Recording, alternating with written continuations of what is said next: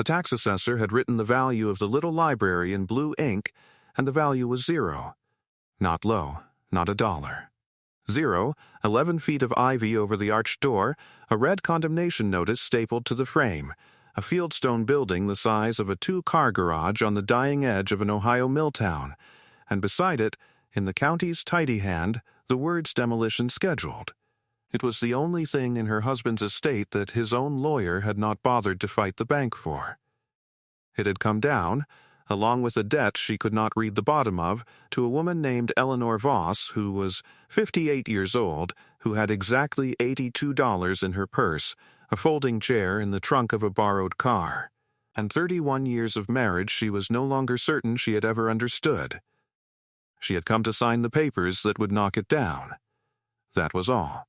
She meant to be gone by the next morning.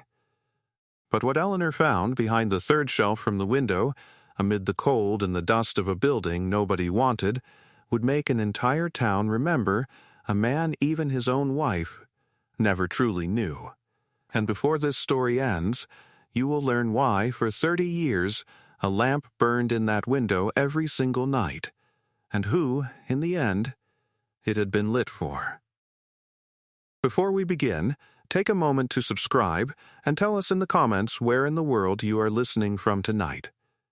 Then come sit with me, because this one takes its time, and it is worth every minute of it. The town was called Ashford, and it had spent 40 years dying politely. The mill on the river had closed when Eleanor was a young woman, and the town had simply grown quieter after that, like a house grows quiet after the children leave. Storefronts went dark one by one along the main street. The bank stayed, the tavern stayed, and on the corner where the paved road turned to gravel stood the library her husband had left her, small and square and stubborn, its stone the color of wet ash, its single arched window facing west toward the water. Eleanor parked the borrowed car at the curb and did not get out right away. She sat with her hands on the wheel and looked at the building through the windshield, and the first thing that came to her was not grief and not curiosity, but a plain, tired embarrassment. She had driven 5 hours for this. 5 hours across 3 counties to put her name on a form that would turn a pile of stone into a pile of rubble, and here it was, the great inheritance, wearing a red paper notice like a tag on the toe of the dead. Her husband, Arthur, had been in the ground 11 days. She had buried him on a Tuesday under a sky the color of a nickel, with a small crowd of people she mostly did not recognize, men in good coats who shook her hand and said his name softly, and looked at her as though they were waiting for her to say something back she did not have. A wife of 31 years should know the people at her husband's funeral. She had thought a great many things, standing there, and most of them had been questions. Arthur had been an accountant. That was what she told people for 3 decades when they asked. He kept the books for 2 of the factories that were left, and he drove somewhere 3 evenings a week, and he always came home. And he was gentle, and he was quiet, and he was the kind of quiet a woman learns to read as contentment, because the alternative is to ask questions she is afraid of the answers to. He left before dark on those evenings and came back after she was asleep, and once, early on, she had asked him where he went. "There's a little place I look after," he had said, taking her hand. "It's nothing. Just an old habit of mine. What sort of place? The kind that falls down if nobody minds it." He had smiled at her, the small closed smile she knew. "Let me have this one thing, Ellie. It doesn't take anything away from you. I promise you that." And she had let it be an old habit, because he had never once smelled of another woman, never once come home with a lie stuck in his teeth, and because the not asking had come to feel, over the years, like a kind of trust. Now he was gone, and the little place he looked after was hers, and the county wanted to knock it down. She got out of the car. The air smelled of river and cut grass and, underneath, of the particular cold that stone holds even in summer. She walked up the flagstone path, and weeds had grown between the stones so that the path was more suggestion than fact. And at the door she stopped and read the notice. Condemned. Unsafe for occupancy. Structure scheduled for demolition, a date some weeks off.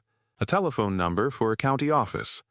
Below the notice, the door itself was oak gone gray, with a brass keyhole worn bright by 3 decades of a hand that knew exactly where to put the key. She had the key. It was the one thing the lawyer had given her that felt like anything at all. A heavy old brass door key, longer than her finger, warm from her pocket. She fitted it into the lock, and it turned as though it had been oiled that morning. The door opened onto dark, and the dark breathed at her, paper and dust and cold ash, and faint under all of it, the smell of lamp oil. For a moment Eleanor did not go in. She stood on the threshold with her hand on the frame and let her eyes adjust, and slowly the room assembled itself out of the gloom. It was one long room with a low-beamed ceiling, and it was full of books. Shelves ran along both walls and marched in 2 rows down the middle. Dark wood, most of them still full, the spines furred with dust. At the far end, under the arched window, stood a heavy oak desk, and on the sill of the window itself, a brass lamp. There was a stove near the center of the room, a squat black iron stove, with a bent pipe going up through the roof, and beside it, a chair. A good chair, worn soft, the kind of chair a man sits in for years. And there was, she saw as she stepped inside at last, a rug on the floor before the stove, and the rug had been beaten and swept so recently that the dust of the rest of the room had not touched it. Someone had been keeping this room. "Hello?" she said, and her voice went nowhere, swallowed by paper. "Is anyone here?" No one answered, but the stove was clean, and the rug was swept, and when she crossed to the window and touched the brass lamp she found the reservoir at its base full of oil, the glass chimney without a speck of soot, polished until it caught what little light came through the ivy-choked window and threw a small warm coin of it onto the sill. This is it, she thought. This is the thing he drove out to those long evenings for 30 years. A cold room full of books nobody reads, in a town that's already dead. A wave of bitter disappointment went through her, and under it, worse, a small mean flame of anger at the man in the ground, that he had spent so many evenings here, on this, on nothing, when there had been evenings at home she had eaten alone. She pressed the anger down. She had gotten very good, over 31 years, at pressing things down. Behind her, the door opened. She turned fast, her heart going, and a boy stood in the rectangle of gray daylight, thin, maybe 14, a can of lamp oil in one hand and pure astonishment on his face. "You're not supposed to be here," the boy said. "Neither are you," said Eleanor. "This is my building." The boy looked at her a long moment, then at the lamp in the window, then back at her, and something in his face shifted, the astonishment folding into something older and more careful. "You're his wife," he said. "You're Mrs. Voss, I am. And who are you?" Denny. He came in and set the oil can down by the door as though he had set it there 1,000 times, which, she would learn, he had. "I feel the lamp. Mr. Voss told me to keep it burning. Even after what? Even after him." He said it like a thing he had been told to say without understanding it, a thing you carry because someone you loved handed it to you. "So I come by. Every couple days." "You come by," Eleanor said slowly, "to light a lamp. In a condemned library." "Yes, ma'am." "For whom, Denny? Who is the lamp for?" The boy looked at her as though she had asked the strangest question in the world. "For whoever needs it," he said. "That's all he ever told me. I don't know more than that." Honest, she should have sent him home. She should have taken the oil can and locked the door and driven to a motel and signed the papers in the morning and never come back. Instead, she heard herself ask, "Are you hungry?" "Ma'am?" It's a simple question. Are you hungry? The boy hesitated, as boys of 14 do before they admit to a thing that might be charity. "I could eat," he allowed. "I have bread and some cheese in the car. Sit down." So the first meal eaten in that library in 11 days was eaten by a widow and a neighbor's boy, sitting on the swept rug beside a cold stove, while a full lamp burned in the window for no one either of them could name. He talked about you, Denny said, around a mouthful of bread. Mr. Voss, not a lot. But he did. Did he? Eleanor kept her voice even. What did he say? He said his wife made the best bread in 3 counties and didn't know it. Denny swallowed. He said you had a temper you thought you were hiding. He laughed when he said it. He wasn't being mean. She had to look at the fire for a moment before she trusted herself. No, she said. He wouldn't have been. Can I ask you something, Mrs. Voss? You can ask. Did you know? About out here. About what he did. The boy watched her carefully. He always said you didn't. He said it wasn't a secret he was keeping from you, exactly. He said it was more like a thing he never found the words for at the kitchen table. No, Eleanor said. I didn't know. He told me he looked after an old building. That was the whole of it. That's kind of funny, Denny said, because he told me the exact same thing. An old building. He never told me what really went on out here for the first month. He just kept feeding me and letting me sleep and calling it looking after a building. The boy turned his bread over in his hands. Then one night he sat me down right where you're sitting and he said, Denny, this place has a rule, and if you want to keep coming, you have to learn it. And I thought he was going to tell me to sweep the floor or fill the lamp. And he didn't. He told me something else. What did he tell you? I'll tell you, Denny said, but not yet. He made me wait a month to hear it. Feels wrong to give it to you your first night. And Eleanor, who had spent 31 years being told she would understand things later, found that for once she did not mind the waiting. All right, she said. I've waited longer for less. Stay with me here, because the next thing Eleanor did was the small, ordinary decision that turned the rest of her life, and if you have ever stayed one more night somewhere you meant to leave, go ahead and subscribe now, because this next part is for you. She decided to stay the night. It was not sentiment. It was arithmetic. A motel on the state road was $40 she did not have to spare, and she had $82 to her name and a 5-hour drive back to a house that was no longer hers either, because the house had gone, along with the car and the savings, to Arthur's daughter from his first marriage, a woman named Priscilla, who had arrived at the reading of the will with a lawyer of her own and a list, and who had looked at Eleanor across the table with the flat patience of someone waiting for a slow clerk to finish. The house on Maple is mine, then, Priscilla had said to the lawyer, not to Eleanor. And the car. And Daddy's pension. That's correct. And she gets? The property in Ashford. Priscilla had turned to Eleanor at last, with a thin smile. You two were always so sentimental about that junk building. It's only fair you should have it. Eleanor had never once heard of the junk building out in Ashford until the will was read.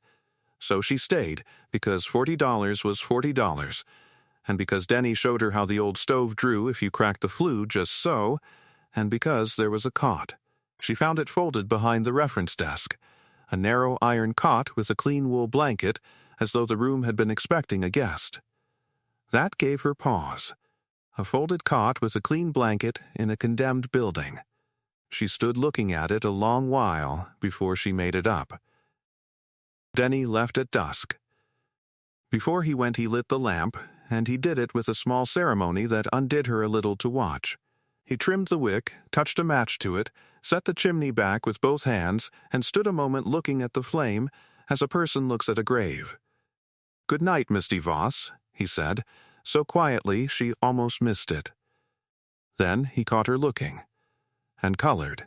He liked me to say it. I keep saying it. Then keep saying it, Eleanor told him. And then he was gone into the blue evening, and she was alone with the books and the fire and a small burning lamp that faced a river no one worked anymore. She did not sleep much. The building talked. That is the only way she could later describe it.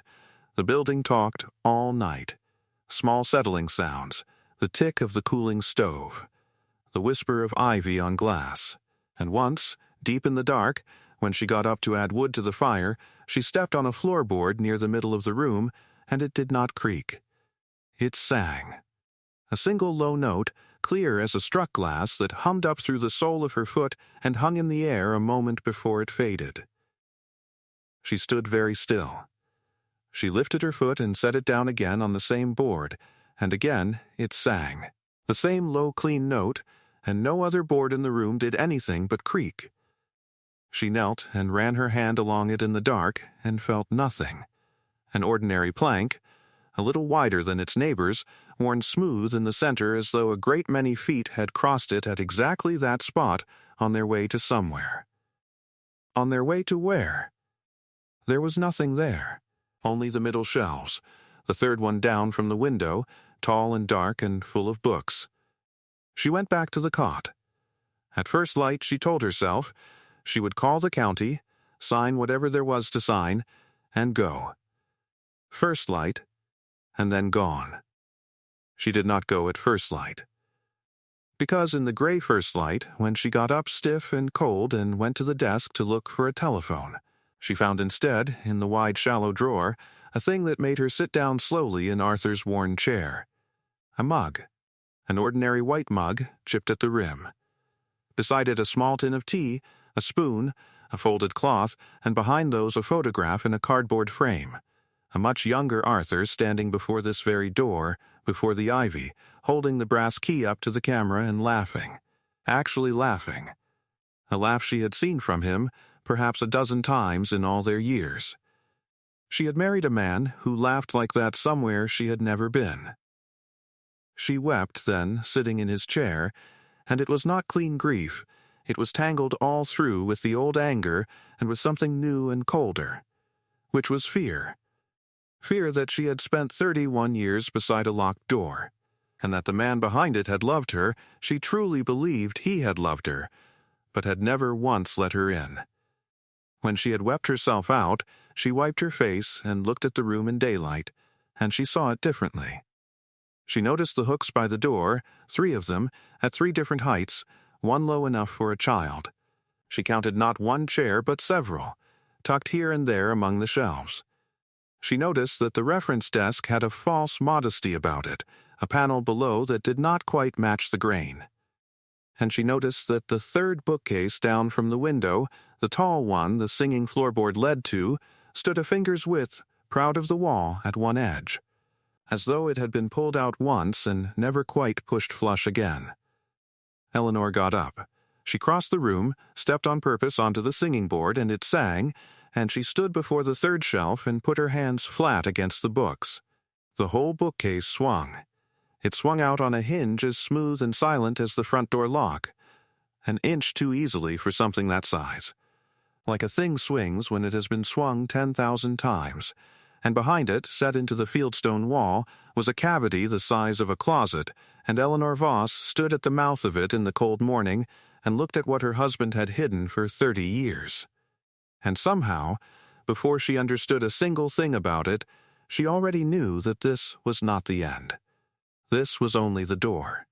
I am going to ask you to stay with me now, because everything up to this point has been the story of a building. From here it becomes the story of what was hidden inside it, and of the woman who was written into it before she ever knew it existed.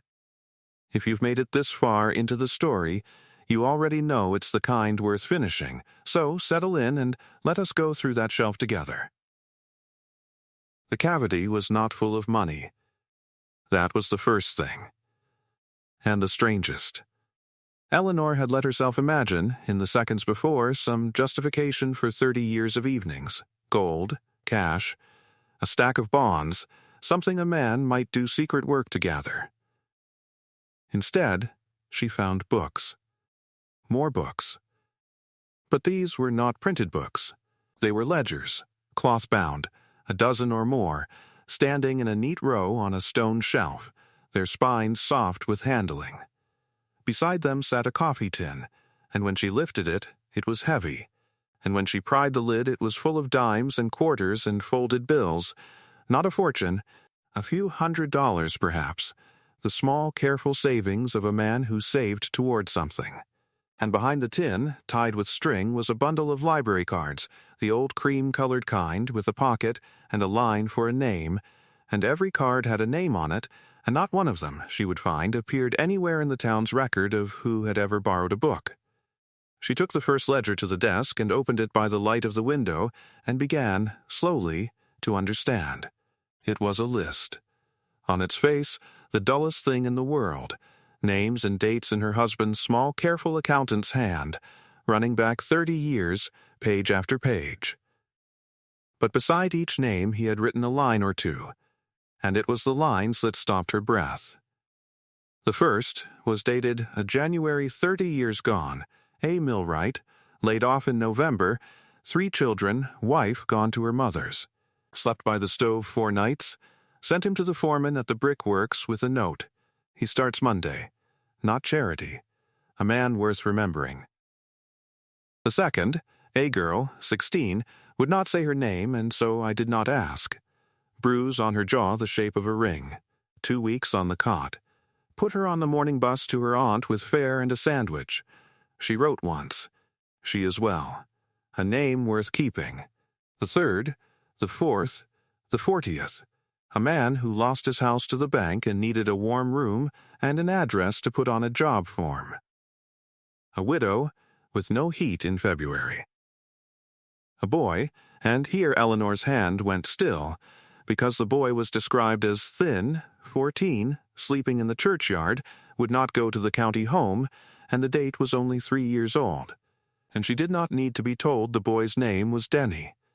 A whole town's worth of people, one at a time, over 3 decades, each of them cold or frightened or cast out, each given the same thing, a warm room, a meal, a bed on the iron cot, a few dollars pressed into a hand, and a name written down not as a debt but as a life worth the ink.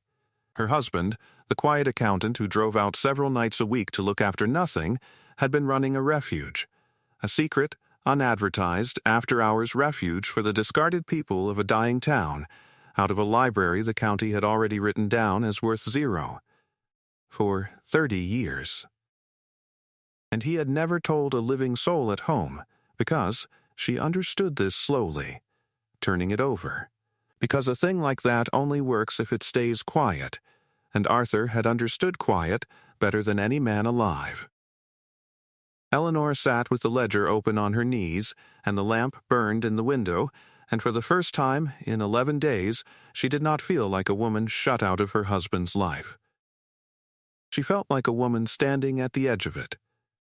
At last, looking in. Stay with me, because this is where the story stops being about a widow and a building, and becomes the story of a light left burning on purpose.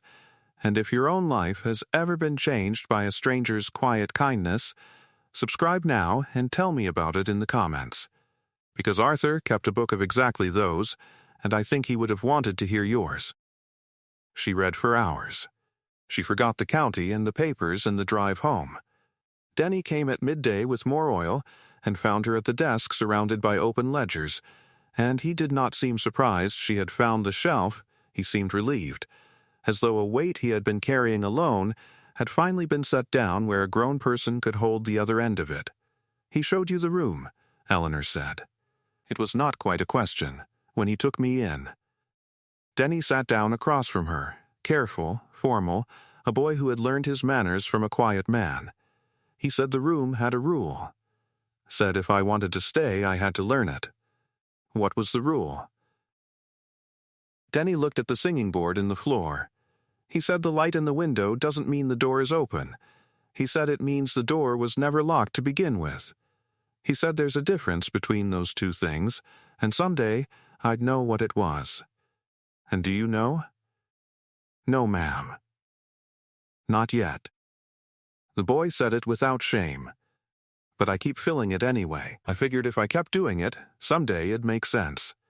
That, said Eleanor, may be the most sensible thing anyone has said to me in 11 days.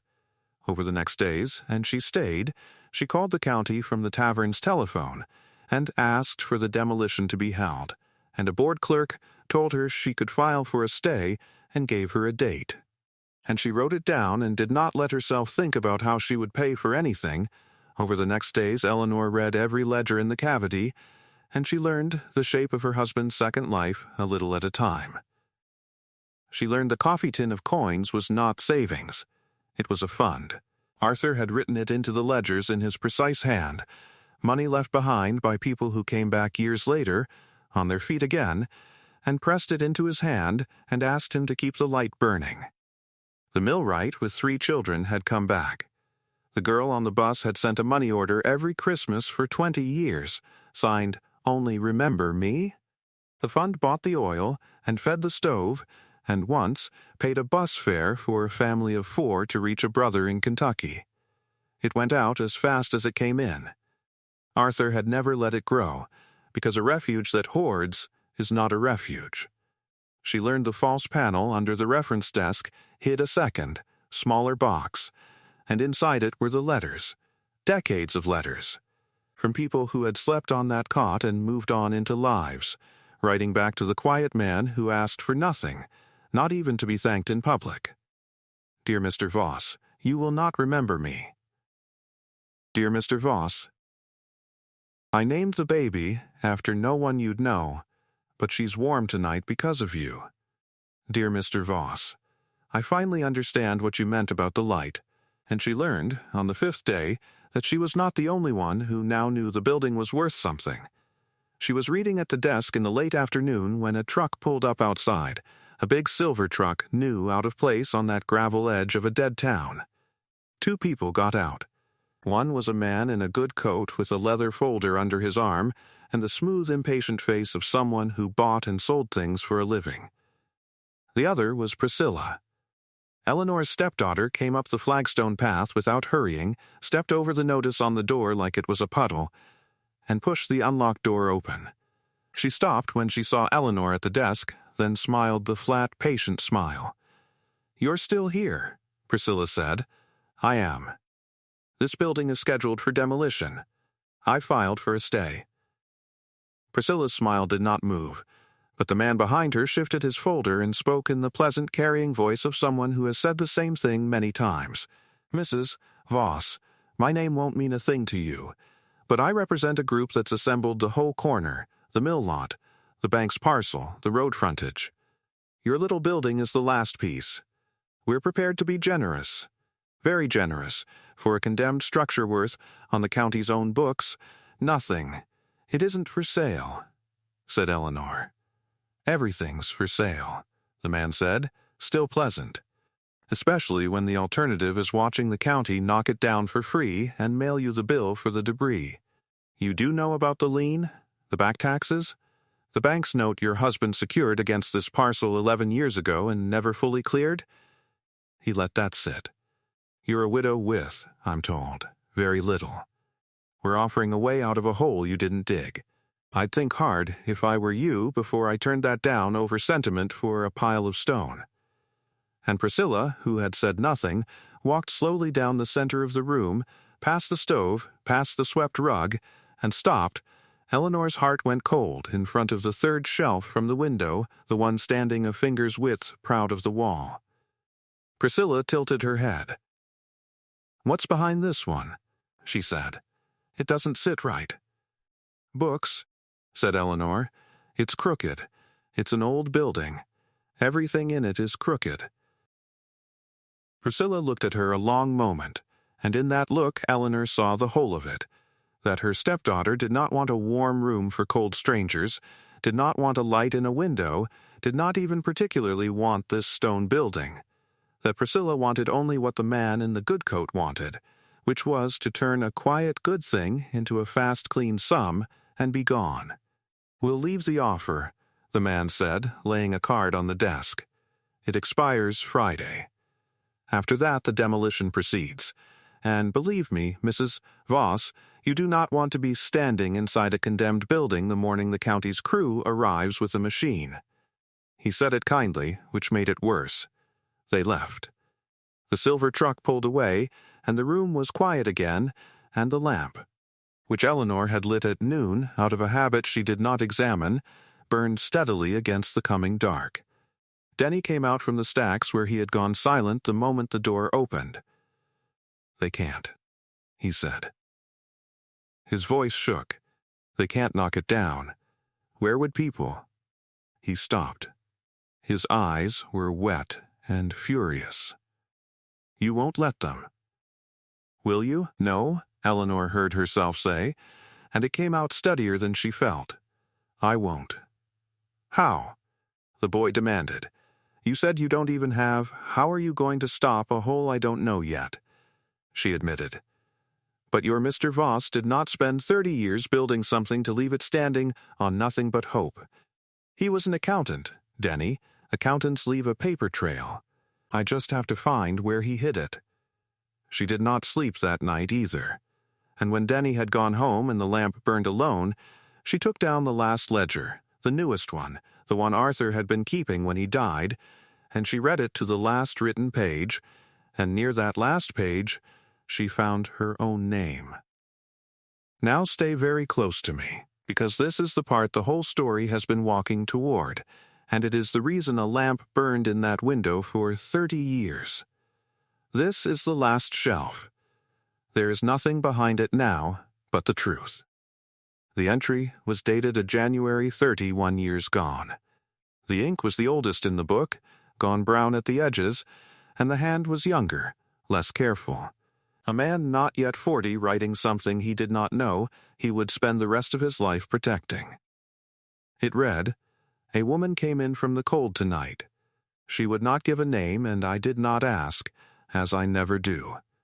A bruise she kept turned to the wall, a coat too good for the shoes under it, and the particular silence of a person who has run out of people to telephone. She slept by the stove. In the dawn she was gone before I woke, and she took nothing, and she left the mug rinsed and set to dry, and I have thought about her every day since. I never learned her name. But I keep the light burning, for her, in case she is still out there somewhere in the cold. And for whoever comes next. Just in case. A name worth keeping, even when you never learned the name." Eleanor read it once, and did not understand, and read it again, and understood everything. Because she had been that woman. 31 years before, in a January she had spent 3 decades refusing to remember. She had been 27 years old and married to a man who hit her, and she had run in the night with a good coat over the wrong shoes and no plan past the next hour. And she had walked until she could walk no farther. And she had seen a light in a window in a dying mill town and gone toward it, because it was warm and the door was not locked. A man had been there, a quiet man, an accountant, and he had asked her nothing. He had given her the stove and the cot and a rinsed white mug of tea, and at dawn she had fled before he woke, ashamed. And she had gone to a cousin 2 states away and gotten free, at last, of the man she had run from, and she had built a whole new life, and 4 years later, at a church supper in a different town, she had met a gentle, quiet man named Arthur Voss, and married him. And she had never once, in all their years, connected the kind stranger of the worst night of her life with the husband who left 3 evenings a week to look after nothing. He had known. That was the thing that took the floor out from under her. He had recognized her at the church supper or on their first walk or on their wedding day, she would never learn when. He had recognized the woman from the cold. And he had said nothing. He had let her keep her secret because he understood, better than any man alive, that some doors a person has to be allowed to keep closed. And he had gone on filling the lamp every night for 31 years, for a frightened stranger who had already, unknowing, walked back in out of the cold and become his wife, and for whoever might come next, just in case. The light had never stopped being lit for her. It had only, quietly, come to be lit for her twice. Eleanor Voss sat in her dead husband's chair, in the cold lamplight, holding a book of strangers with her own name 2 pages before the end, and she understood at last what the boy could not yet understand, and what Arthur had spent a lifetime living. The lamp in the window was never an invitation. It was a promise that the door had never once been locked. Not to her. Not for a single night in 31 years. She did not weep this time. She had wept already for the wrong reasons. This was too large for weeping. She sat until the lamp burned low, and then she filled it, and trimmed the wick, and settled the chimney over it with both hands, careful and slow, as Denny had once been taught by Arthur, and now taught her without knowing it. "There you are," she said into the quiet, though whether she was speaking to him or to herself she could not have said. In the morning she knew exactly what she was going to do. Reading the ledgers had taught her that Arthur had been an accountant to the very end, even in his kindness, that a man who kept lives in a book that carefully would not have left the building he loved defended by sentiment alone. So she went back to the false panel under the reference desk, took out the box of letters, emptied it, and felt along the bottom. The bottom lifted out. Under it was a single folder, and in the folder were papers, and the papers were not letters. They were legal. The deed to the library. A document establishing a trust. An easement. And they were dated 11 years back, the same year the smooth man said Arthur had secured a note against the parcel. Arthur had not been borrowing against the library 11 years ago. He had been fortifying it. He had placed the building into an irrevocable charitable trust, with the county itself named as a party, dedicating the structure in perpetuity as a public shelter and reading room, with an easement across the corner lot the developer needed and could not build around, and he had done it so plainly, filed it so quietly, that the bank went on carrying its stale old note as though it still meant something, and the developer had assembled his whole corner never knowing the last small piece was locked by a document a dead accountant had signed a decade before any of them arrived. The demolition order was against a condemned structure. But you cannot demolish, the trust papers said in Arthur's careful phrasing. A building the county holds in trust for the public good, and the condemnation, Eleanor realized, reading the dates, had been filed by a clerk who had never been told a trust existed, buried in a box under a false panel in a building everyone had written down as worth 0. She took the folder to the tavern, made copies on the machine by the door, and sent one, with a letter, to the county. And on Friday, when the silver truck came back, and the smooth man got out with his folder and his pleasant expiring offer, and Priscilla behind him with her flat patient smile, Eleanor was waiting on the flagstone path with the trust in her hand. "There's no lien to clear," Eleanor said.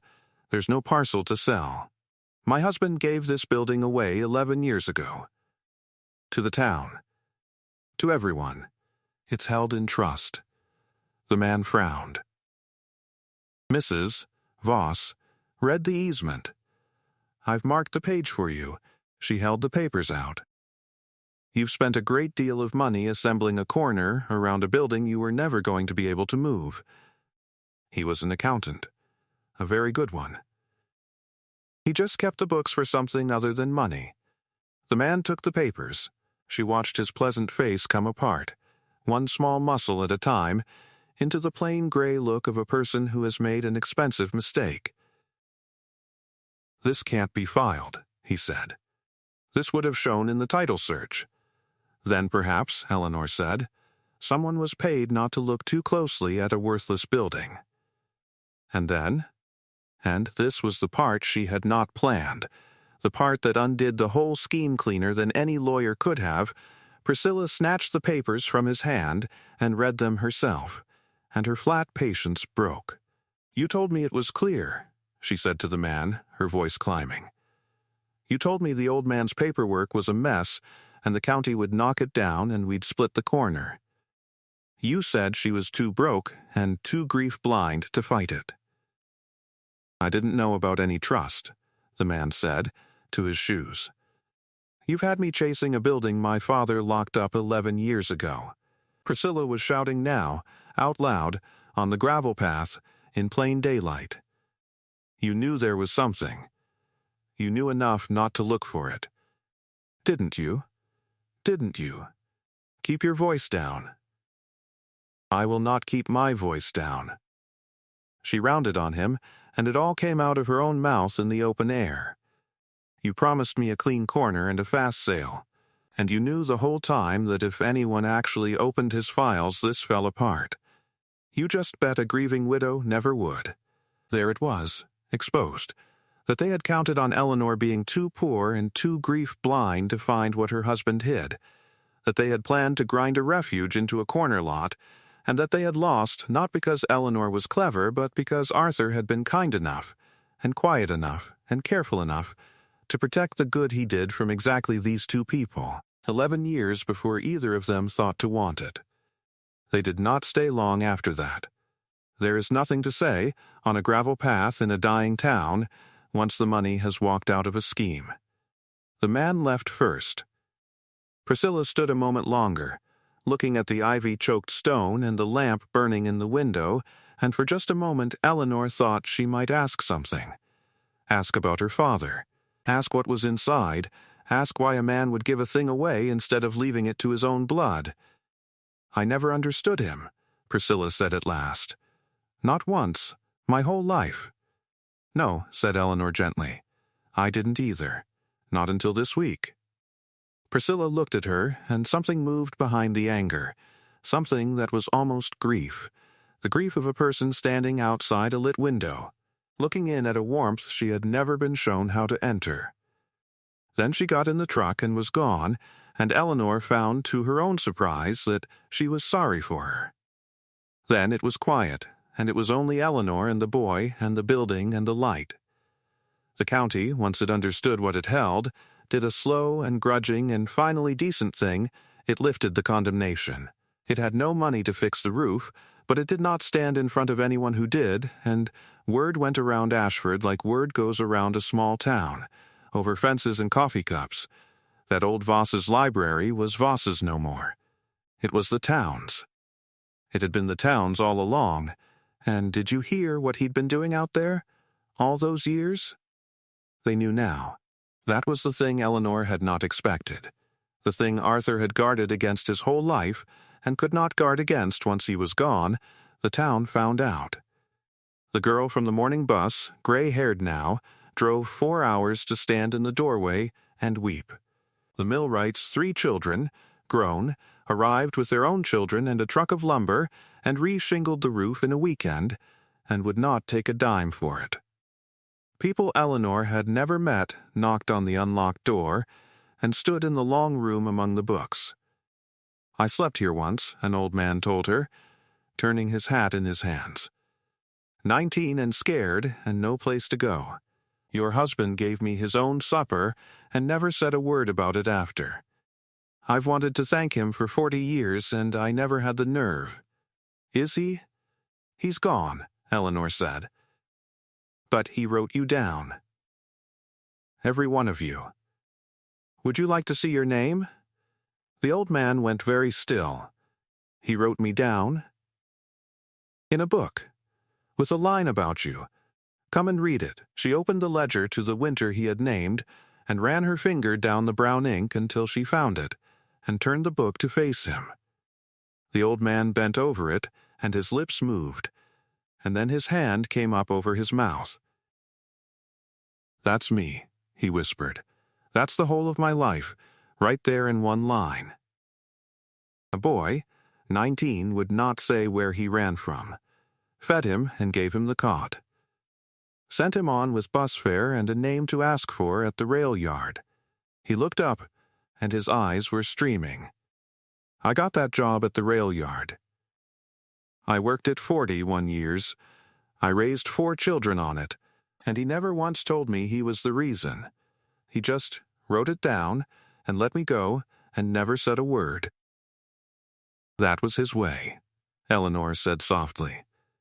"All these years I thought I got lucky," the old man said. "I didn't get lucky. I got him."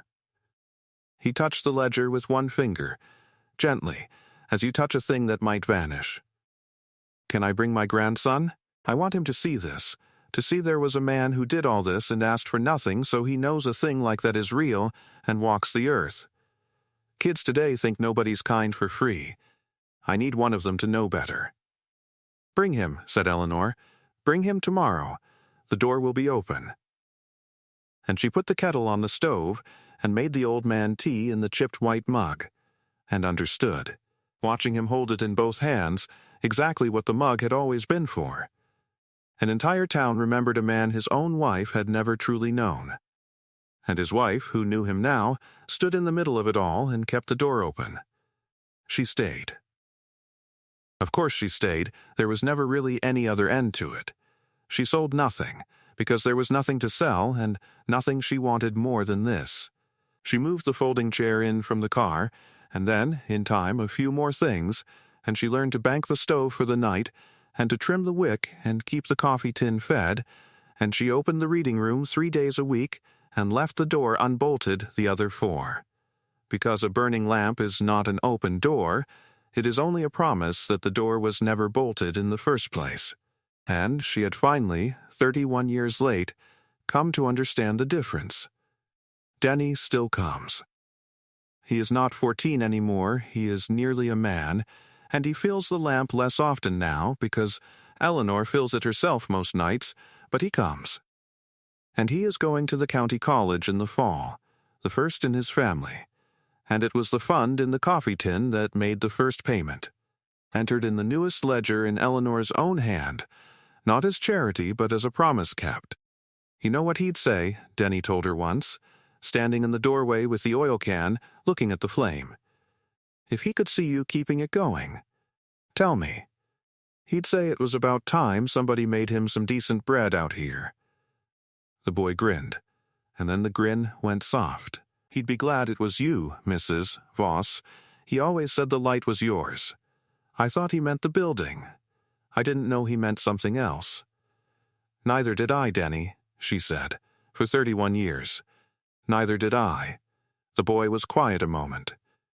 Then he said, I never told you the rule. The one he made me wait a month to hear. Remember? Your first night. I remember. I told you I'd waited longer for less. You want it now?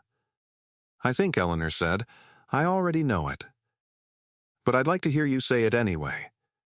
Denny set down the oil can and stood a little straighter, as a boy does when he is about to hand over something a grown man once handed to him. He said, Denny, anybody can leave a door unlocked and forget about it. That's just laziness, and it helps nobody. The rule is you have to leave it open on purpose every single night for somebody you will probably never meet, and you have to mean it every time, even the 10,000 nights when nobody comes. The boy swallowed. He said, that's the whole job. Not the books, not the building, just meaning it on the empty nights. He said the empty nights are the ones that count. For a long moment Eleanor did not say anything at all. Then she reached over and took the oil can from the boy's hand. Go on home, she told him gently. I've got the empty nights now. You've stood enough of them for one lifetime. Yes, ma'am, Denny said. And he went. And she stayed. Because she kept the book going. That is the last thing to tell you. She found a fresh cloth-bound ledger in the cavity behind the third shelf. Arthur had left several unopened, as though he had known there would need to be more, and on the first blank page, in her own careful hand, she began to write the names of the people who came in from the called. A man let go from the last plant on the river. A young mother living in her car with 2 children. A boy, not unlike another boy, who would not go home and would not say why. One at a time, a warm room, a meal, a bed, a few dollars pressed into a hand, and a name written down, not as a debt, but as a life worth the ink. And every night, before she sleeps on the narrow iron cot behind the reference desk, in the building the tax card once valued at 0, Eleanor Voss goes to the western window and fills the brass lamp, and trims the wick and touches a match to it and sets the chimney back with both hands. And she leaves it burning against the dark, over the river, in a town the world wrote off, for some frightened soul, who may be out there somewhere in the cold with a good coat and the wrong shoes and no one left to telephone, and for whoever might come after, just in case. The gold was never gold. It never had been. The most valuable thing her husband ever owned was not the stone or the books or the trust or the corner lot a developer wanted. It was the good he had done, quietly, for people who could never repay it, and the light he kept for one frightened stranger for 31 years without ever once asking her to know it. That was the treasure. It had been hers all along. She had walked in out of the cold and married it and lived beside it for 3 decades, and it had been waiting, the whole time, 2 pages before the end of a book, for her to finally come and read her own name. So here's the only thing I will ask of you before we go. Somewhere in your life there is a light you have been meaning to leave on for someone, a door you keep telling yourself you'll unbolt later, a name you keep meaning to write down before it is too late to keep it. You do not have to be remembered by a whole town. You do not have to be wealthy or clever or even brave. You only have to leave the light burning. And mean it, and let the door stay open for whoever is out there tonight with nowhere warm to go. Light it anyway. Tonight, if you can. If this story warmed you, take a moment now to subscribe so the next one finds you. And tell me down in the comments, would you rather be the kind of person who keeps a light burning for a stranger who may never come, or the kind who finally walks toward a light someone else has kept for you? There is no wrong answer, and I read every one of them.